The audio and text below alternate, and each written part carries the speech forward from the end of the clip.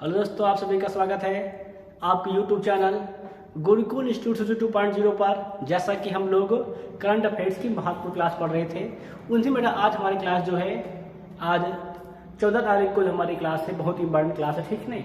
इसमें हम लोग जो बहुत ही इंपॉर्टेंट क्लास है, क्योंकि इसमें हम लोग वो सारे प्रश्न लगभग जो अभी तत्काल के हैं, करंट अफेयर्स के प्रश्न हैं, वो लगभग वो सभी प्रश्न उठाए हैं, ठीक है ना। इसमें आप सभी के लिए बहुत अच्छे अच्छे प्रश्न हैं जो कि हो सकता है किसी न किसी एग्जाम में अवश्य हो जाए। इसलिए आप सभी लोग इस क्लास को पूरा देखें और एक एक प्रश्न को अवश्य पूरा देखें। इससे पहला प्रश्न क्या कहता है हमारा है कि 2024 क्या प्रश्न पहला हमारा है कि 2024 पेरिस ओलंपिक के लिए क्वालिफाई करने वाले पहले भारतीय पुरुष पहलवान कौन है। क्या पहला प्रश्न हमारा है कि 2024 पेरिस ओलंपिक के लिए क्वालिफाई करने वाले पहले भारतीय पुरुष पहलवान कौन है। तो वो बेटा है, ध्यान देना, तो पहले भारतीय पुरुष पहलवान है जो जिन्होंने ओलंपिक खेल में, पेरिस ओलंपिक में मतलब पार्टिसिपेट कर लिए हैं, जिन्होंने मतलब वहाँ पे क्वालिफाई हो गए हैं बेटा, वो हमारे हैं अमन सहरावत। क्या नाम बेटा उनका नाम है बेटा, उनका नाम है अमन सहरावत। क्या है, पेरिस ओलंपिक 2024 में क्वालिफाई करने वाले पहले भारतीय पुरुष पहलवान है। क्या बेटा है हमारे हैं पहले भारतीय पुरुष पहलवान कौन है बेटा, वो है अमन सहरावत है। अगर बेटा बात करें कि अमन सहरावत ने किस वर्ग में पार्टिसिपेट किया है बेटा, अमन सहरावत ने, ध्यान रखिएगा, इस्तांबुल तुर्की में विश्व कुश्ती ओलंपिक क्वालिफायर में पुरुषों में 57 किलोग्राम, क्या बेटा हमारा ध्यान रखना, 57 किलोग्राम फ्री स्टाइल वर्ग में, बेटा हमारा है 57 किलोग्राम फ्री स्टाइल वर्ग में पेरिस कोटा हासिल किया। ठीक है बेटा, पेरिस कोटा हासिल कर लिया, ठीक है नहीं। इसमें टाइम क्या नाम है 57 किलोग्राम फ्री स्टाइल वर्ग में, किसमें है 57 किलोग्राम फ्री स्टाइल वर्ग में हम क्या है अपना क्वालिफायर कर लिया है पेरिस ओलंपिक सन 2024 के लिए, ठीक है नहीं। अगर बेटा हम बात करें 19 क्वेश्चन बात करते हैं हम लोग सेकेंड क्वेश्चन के लिए, बेटा क्या हुआ हमारा है 10 मई 2024 को पृथ्वी पर आए शक्तिशाली सौर तूफान का कारण क्या है। क्या प्रश्न हमारा नेक्स्ट क्वेश्चन है बेटा, वो क्वेश्चन हमारा है कि 10 मई 2024 को पृथ्वी पर आए शक्तिशाली सौर तूफान का कारण क्या था। बेटा जो अभी भी 10 मई को जो सौर तूफान आया था लगभग ऑस्ट्रेलिया के आसपास, ठीक है ना, जहाँ पर कई देशों में बेटा बहुत सी भयानक रोशनी देखी गई, ठीक है। जिस कारण था वो किसके कारण देखा गया बेटा, वो कारण है कोरोनल मास इंजेक्शन। क्या कारण बेटा, वो कारण है कोरोनल मास इंजेक्शन। सूर्य के मास का क्षय होने का प्रमुख कारण बेटा क्या है, कोरोनल मास इंजेक्शन बेटा। कारण के कारण क्या होता है बेटा, बहुत सी सौर किरणें निकलती हैं सूर्य से। क्या बेटा, सूर्य से तो बहुत सी सौर वहाँ पे सौर मतलब एक प्रकाश कर सकते हो, सौर किरणों का बहुत गुच्छा सा निकलता है, ठीक है, इकट्ठा मतलब ऐसा कर सकते हैं, ठीक है नहीं। अगर हम बात करें बेटा ये कहाँ पर हुआ था, ये बेटा प्रमुखता देखा गया था जिसका सौर तूफान जो था, मतलब सौर किरणों के तूफान होता है बेटा। इसमें सौर तूफान मतलब सौर किरणों मतलब सूर्य से निकली बेटा वो मतलब तेज प्रकाश मतलब कैसे क्या हो सकता है, ऐसे बहुत का नुकसान पहुंच सकता है, मतलब एक प्रकार का बहुत भयानक गर्माहट प्रकाश होता है, ठीक है ना।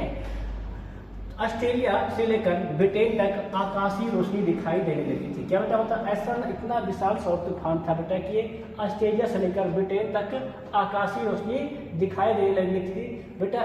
इस सौर तूफान बेटा क्या होता है, जो हमारे संचार बेटा क्या जो संचार उपग्रह हैं उनको बहुत हानि पहुंचती है। क्या बेटा, जो हमारे हैं, जो हमारे कृत्रिम उपग्रह है, सैटेलाइट है, ठीक है ना, उनको बेटा क्या होती है, बहुत ही हानि पहुंचती है, ठीक है ना। और बेटा ये जो बेटा हमारा होता है सौर तूफान होता है, ये 1 सप्ताह तक लगातार जारी रहता है। क्या बेटा होता है, 1 सप्ताह तक लगातार ये जारी रहता है। इसीलिए बेटा ये सौर तूफान बहुत ही खतरनाक माना जाता है। क्यों, क्योंकि इससे हमारी जो सैटेलाइट है उनको बहुत ही क्षति पहुंचती है, ठीक है ना। अगर बात करें नेक्स्ट में बात कर लेते हैं, अगला क्वेश्चन क्या हमारा है बेटा, वो है परिच्छेद में उल्लेखित सौर गतिविधि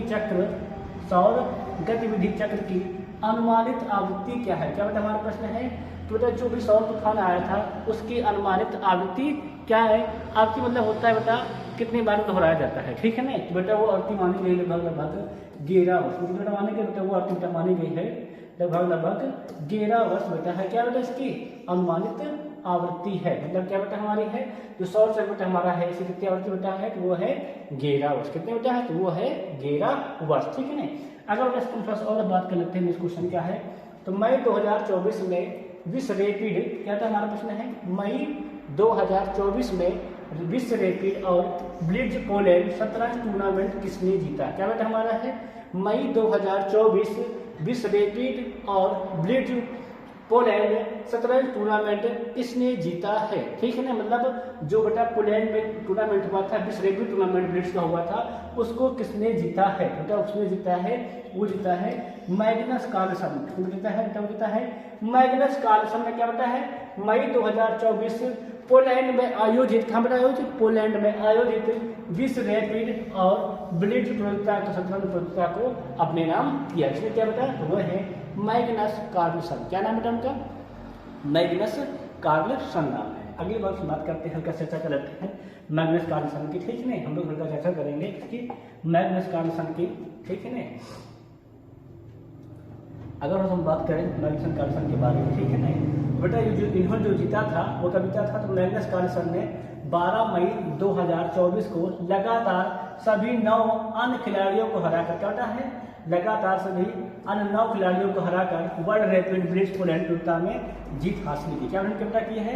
इनके जो बेटा अन्य 9 इनके प्रतिद्वंदी खिलाड़ी थे उनको लगातार हरा करके बेटा पोलैंड में आयोजित वर्ल्ड रैपिड और ब्लिट्ज शतरंज प्रतियोगिता को अपने नाम किया था। कब किया था बेटा? तो 12 मई सन 2024। किसने किया है बेटा? तो मैग्नस कार्लसन ने। बेटा क्या? तो मैग्नस कार्लसन ने 12 मई 2024 को पोलैंड में आयोजित वर्ल्ड रैपिड और ब्लिट्ज प्रतियोगिता शतरंज प्रतियोगिता को अपने नाम किया है। ठीक है, अगले प्रश्न बात करते हैं कि प्रश्न हमारा क्या है कि मई 2024 में किस भारतीय शतरंज खिलाड़ी ने सुपर रैपिड और ब्लिट्ज शतरंज टूर्नामेंट में दुनिया के नंबर 1 मैग्नस कार्लसन को हराया है? क्या बेटा हमारा प्रश्न है कि मई 2024 किस भारतीय शतरंज खिलाड़ी ने सुपर रैपिड और ब्लिट्ज शतरंज टूर्नामेंट में दुनिया के नंबर 1 मैग्नस कार्लसन को हराया? मतलब जो पोलैंड में प्रतियोगिता चल रही थी उसमें किस भारतीय खिलाड़ी ने, जो उसके प्रमुख विजेता थे, नंबर 1 खिलाड़ी का जो नंबर 1 पे है जो विजेता रही है, ठीक है ना, कौन? मैग्नस कार्लसन को किस भारतीय खिलाड़ी ने इस रैपिड फायर में एक बार हराया था? तो बेटा वो है, गौर करेंगे बेटा, उनका नाम है आर प्रज्ञानंद। क्या का नाम है? उनका नाम है आर प्रज्ञानंद जो है उन्होंने मई 2024 में पोलैंड में आयोजित, ठीक है, ब्लिट्ज प्रतियोगिता में दुनिया के नंबर 1 खिलाड़ी मैग्नस कार्लसन को एक बार हराया था। ठीक है ना, परंतु तो जीता मैग्नस कार्लसन ने ही जीता। ठीक है ना, उन्होंने केवल एक पार्टिसिपेंट में हराया था। ठीक है ना, अगली बात करते हैं, थोड़ा चर्चा कर लेते हैं। कब हराया बेटा? तो इन्होंने हराया था 11 मई 2024 को। हराया था 11 मई 2024 को रैपिड फायर में इन्होंने हराया था। बाकी 12 मई 2024 को कार्लसन ने सभी 9 खिलाड़ियों को लगातार हरा कर क्या शतरंज प्रतियोगिता को अपने नाम किया था। क्लियर हो गया है? आगे हम लोग बात करते हैं, डिस्कशन चर्चा करते हैं। क्या प्रश्न हमारा है? मई 2024 में चुनावों के बाद इफ्को के अध्यक्ष के रूप में कौन उभरे हैं? क्या प्रश्न हमारा है? मई 2024 में चुनावों के बाद इफ्को के अध्यक्ष के रूप में कौन उभरे हैं? क्या बेटा वो बलबीर सिंह है, या दिलीप संघानी है, या डॉक्टर USA अवस्थी है, या जगदीप सिंह या कहीं है?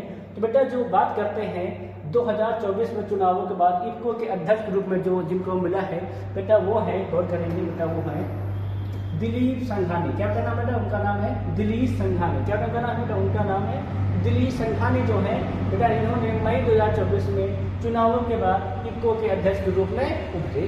ठीक है, सब हो गया है। अगर थोड़ा सा चर्चा कर लेते हैं थोड़ा सा, ठीक है, इफ्को के बारे में। बेटा इफ्को का काम जो होता है वो होता है Indian farmers fertiliser research cooperative ने अपने निर्देश मंडल के 15वें कमेटी हमारे हैं 15वें RGB चुनाव आयोजित किया था। इसमें क्या लिखा था? जिसमें बेटा गौर करेंगे हम लोग, जिसमें दिलीप संघानी ने इसमें अध्यक्ष के रूप में उभरे हैं। ठीक है ना, चर्चा करेंगे हम लोग, नेक्स्ट क्वेश्चन चर्चा करेंगे। क्या होता है हमारा अगला प्रश्न है, ध्यान देंगे बेटा। वो प्रश्न हमारा है 7 मई सन 2024 को इसरो ने एडिटिव मैन्युफैक्चरिंग AAM तकनीक के माध्यम से किस तरह रॉकेट इंजन का सफल परीक्षण किया है? क्या प्रश्न हमारा है? 9 मई 2024 को इसरो ने एडिटिव मैन्युफैक्चरिंग AAM तकनीक के माध्यम से किस तरह रॉकेट इंजन का सफल परीक्षण किया है? तो बेटा वो परीक्षण किया है इसरो ने, गौर करेंगे, PS4 इंजन। किस बेटा किया है? बेटा किया है PS4 इंजन पर बेटा अभी जल्दी में इसरो ने एडिटिव मैन्युफैक्चरिंग तकनीक के माध्यम से रॉकेट इंजन का सफल परीक्षण किया। ठीक है, किया है वो इंजन बेटा हमारा है PS4 इंजन है। ठीक है ना बेटा, इस पर जब चर्चा कर लेते हैं PS4 इंजन। ठीक है ना, कहा किस पे किया है बेटा, इंजन पिछलवी ऊपरी चरण का PS4 इंजन था। क्या बेटा था ये, पिछलवी के ऊपरी चरण का क्या था बेटा, ये हमारा PS4 इंजन था, जो पारंपरिक रूप से मशीनिंग और वेल्डिंग विधियों के माध्यम से निर्मित होता है। क्या बेटा निर्मित होता है बेटा, तो ये मशीनिंग और वेल्डिंग विधियों के माध्यम से ये निर्मित होता है। ठीक है ना, अगर हम लोग अगली बात चर्चा कर लेते हैं नेक्स्ट क्वेश्चन में क्या हमारा है, ध्यान देंगे बेटा, वो प्रश्न हमारा है ग्लोबल, ध्यान देना वो इंपॉर्टेंट क्वेश्चन बता, ये बहुत ही इंपॉर्टेंट क्वेश्चन है। क्या कहता है हम लोग, ग्लोबल इलेक्ट्रिसिटी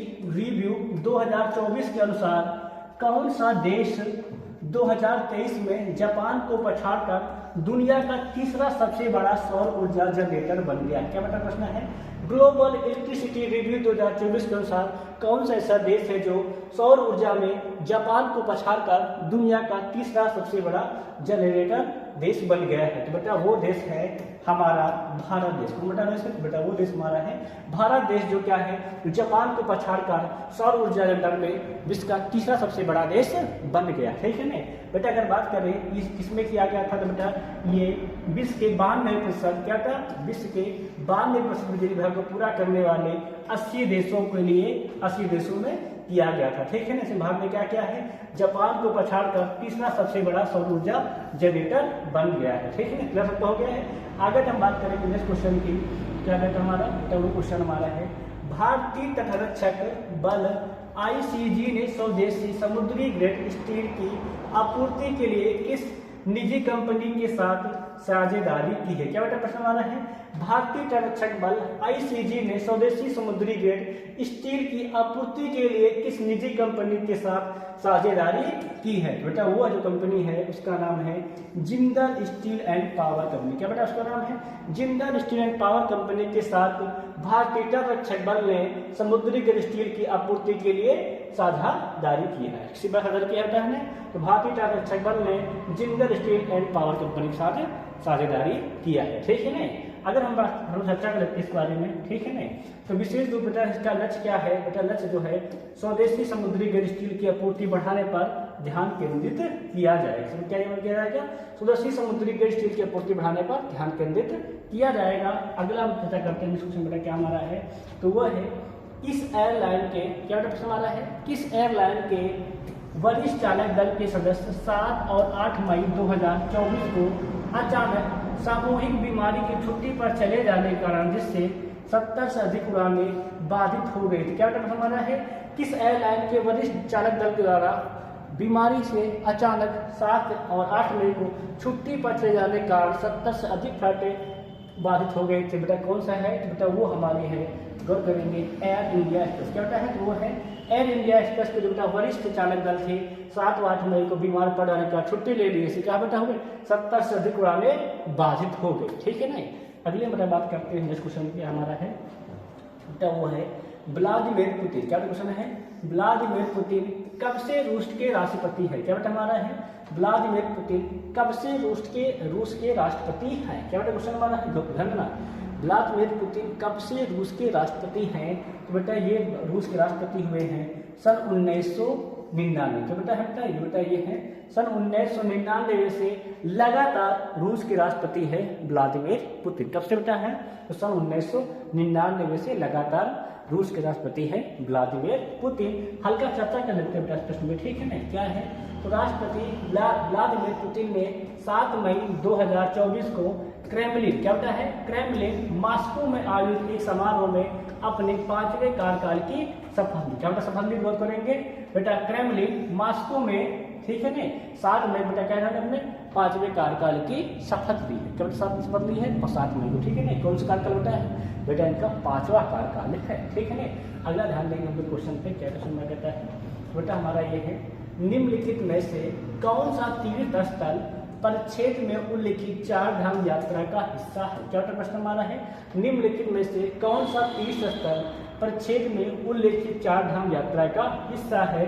बेटा 4 धाम यात्रा में आता है गंगोत्री, यमुनोत्री, केदारनाथ और बद्रीनाथ। क्या क्या आता है, गंगोत्री, यमुनोत्री, केदारनाथ और बद्रीनाथ बेटा आता है 4 धाम यात्रा। बेटा यही हिस्सा कौन कौन बेटा हिस्सा वो करेंगे, बेटा वो हिस्सा हमारे हैं गंगोत्री, यमुनोत्री, केदारनाथ और बद्रीनाथ। ये क्या बेटा हमारे हैं बेटा, ये हमारे हैं चार धाम यात्रा के हिस्सा। कौन कौन है तो गंगोत्री, यमुनोत्री, केदारनाथ और बद्रीनाथ। ये क्या हमारे हैं चार धाम के हिस्सा है। ठीक है, अगले हम बात चर्चा कर लेते हैं इस क्वेश्चन की। ध्यान रखना एक बात बहुत इंपॉर्टेंट, क्या इसमें इंपॉर्टेंट बेटा है 10 मई। क्या बेटा हमारा है चार धाम यात्रा में 10 मई को गंगोत्री, यमुनोत्री और केदारनाथ मंदिरों बेटा कपाट खोल दिए गए हैं। क्या कपाट बेटा हो गए हैं, खोल दिए गए हैं, परंतु बेटा जो बद्रीनाथ धाम है बेटा उसके कपाट खुलेंगे 12 मई। क्या बेटा खुलेंगे बेटा, उसके कपाट खुलेंगे 12 मई, उसके कपाट खुलेंगे। ध्यान करना, क्या करना है कि चार धाम बेटा यात्रा में 10 मई को गंगोत्री, यमुनोत्री, केदारनाथ के कपाट खोल दिए गए हैं, जबकि बद्रीनाथ धाम के कपाट 12 मई को खुलेंगे। खुला है, ठीक है ना। गौर करने के अगला क्वेश्चन क्या कहता है हमारा बेटा, अगला क्वेश्चन हमारा है पेरिस ओलंपिक के लिए। क्या था हमारा है पेरिस ओलंपिक के लिए क्वालिफाई करने वाली पुरुषों की 4x400 मीटर रिले टीम में कौन से भारतीय एथलीट शामिल थे। क्या बेटा हमारा है पेरिस ओलंपिक के लिए क्वालिफाई करने वाली पुरुषों की 4x400 मीटर रिले टीम में कौन से भारतीय एथलीट शामिल थे। ठीक है ना, तो गौर करेंगे बेटा कौन से एथलीट शामिल थे। बेटा वो हो जाएगा हमारा मोहम्मद अनस। कौन सा थे मोहम्मद अनस, यहिया, मोहम्मद अजमल, आरकुया राजीव और अमोद जैकब। क्या बेटा हमारे शामिल थे बेटा, ये हमारे क्या है ये बेटा चार लोग क्या थे इसमें शामिल। कौन कौन थे बेटा मोहम्मद अनस, यहिया, मोहम्मद अजमल, आरकुया राजीव और अमोद जैकब। क्या बेटा हमारा है अमोद जैकब इसमें शामिल थे। क्या बेटा थे अमोद जैकब इसमें शामिल थे। मतलब बेटा जो हमारे रिले टीम पुरुषों बेटा है 4x400 मीटर में, ठीक है ना, उसमें बेटा यही चार लोग क्या उसमें हुए हैं शामिल हुए हैं। ठीक है ना, पेरिस ओलंपिक 2024 के लिए। ठीक है ना, अगले हम बात चर्चा करते हैं इस क्वेश्चन की। क्या हमारा है बेटा क्वेश्चन हमारा है जीएसटी अपीली न्यायाधिकरण। क्या हमारा प्रश्न है जीएसटी अपीली न्यायाधिकरण जीएसटीटीएटी के पहले अध्यक्ष कौन हुए हैं। क्या बेटा हमारा है जीएसटी अपीली न्यायाधिकरण जीएसटीएटी के पहले अध्यक्ष कौन हुए हैं। बेटा वो हुए हैं, गौर करना, जीएसटीटी के पहले नए अध्यक्ष कौन बेटा हुए हैं। बेटा हुए हैं न्यायमूर्ति सेवानिवृत्त संजय कुमार मिश्रा। बेटा हुए हैं वो हुए हैं न्यायमूर्ति सेवानिवृत्त संजय कुमार मिश्रा। बेटा क्या हुए हैं बेटा वो जीएसटीएटी के पहले अध्यक्ष हुए हैं। क्या बेटा हमारे जीएसटीटी के पहले अध्यक्ष हुए हैं, जिसमें बेटा क्या किया जाएगा जीएसटी संबंधी सभी न्यायालयों पर बेटा ये चर्चा करना है। क्या करेंगे चर्चा से क्या होगा बेटा हमारे अदालतों पर थोड़ा बोझ कम हो जाएगा। ठीक है ना, अगली बात कर लेते हैं, थोड़ा और कर लेते हैं। ठीक है ना, 6 मई 2024 को नई दिल्ली में निर्मला सीतारमण द्वारा जीएसटी अपीली न्यायाधिकरण के अध्यक्ष के रूप में इनको शपथ दिलाई गई थी। किसके द्वारा शपथ दिलाई गई थी, तो शपथ दिलाई गई थी निर्मला सीतारमण द्वारा कब दिलाई गई था 6 मई 2024 को। ठीक है, कहाँ दिलाई गई थी शपथ, तो नई दिल्ली में दिलाई गई थी। किसके शपथ दिलाई गई थी बेटा, तो जीएसटी अपीली न्यायाधिकरण जीएसटीएटी के शपथ दिलाई गई थी। ठीक है ना, अगला क्वेश्चन लेंगे क्वेश्चन नंबर 15 क्या कहता है हमारा, ध्यान देंगे। क्वेश्चन नंबर 15 है 9वां आईसीसी महिला T20 विश्व कप 2024 कब और कहां आयोजित होने वाला है। क्या बेटा प्रश्न हमारा है 9वां आईसीसी महिला T20 विश्व कप 2024 कब और कहां आयोजित होने वाला है। ठीक है ना बेटा, जो इस साल का महिला T20 वर्ल्ड कप है वो बेटा आयोजित होने वाला है बांग्लादेश में। क्या बेटा होने वाला है, बेटा ये आयोजित होने वाला है बांग्लादेश में 3 से 20 अक्टूबर तक। क्या बेटा होगा बेटा, तो बेटा जो 9वां हमारा है आईसीसी महिला T20 विश्व कप वो बेटा होगा बांग्लादेश में 3 से 20 अक्टूबर तक। कब तक होगा 3 से 20 अक्टूबर तक होगा। ठीक है ना, अगर बेटा इस क्वेश्चन पर चर्चा कर लेते हैं हल्का से, ध्यान रखना। तो कितनी टीम भाग ले रहे हैं बेटा इस टूर्नामेंट में 10 टीमें भाग ले रही हैं बेटा इस टूर्नामेंट में 10 टीमें टूर्नामेंट में भाग ले रही हैं। ये टूर्नामेंट 18 दिन चलेगा, इसमें 23 मैच खेले जाएंगे। क्या बात होगा बेटा, इस टूर्नामेंट 18 दिन चलेगा, इसमें 23 मैच खेले जाएंगे। बात करें भारत अपना पहला मैच कब खेलेगा बेटा, भारत अपना पहला मैच 4 अक्टूबर को सिलहट में न्यूजीलैंड से खेलेगा। क्या बताऊंगा महिला T20 विश्व कप में 2024 के विश्व कप में भारत अपना पहला मैच 4 अक्टूबर को सिलहट में न्यूजीलैंड से खेलेगा। ठीक है ना, सही बात कर हो गई। बेटा आज करंट अफेयर क्लास यही तक है। आप सभी से विनती है कि आप लोग सब वीडियो को पूरा देखा करें, ठीक से क्या हो आपको सारे प्रश्न के उत्तर बकायदे मिल जाए, क्या हो बेटा आपका करंट अफेयर बकायदे तैयार हो, ठीक है ना। आप लोग वीडियो को अधिक से अधिक शेयर अवश्य करें। बाकी आप सभी से जय हिंद जय भारत।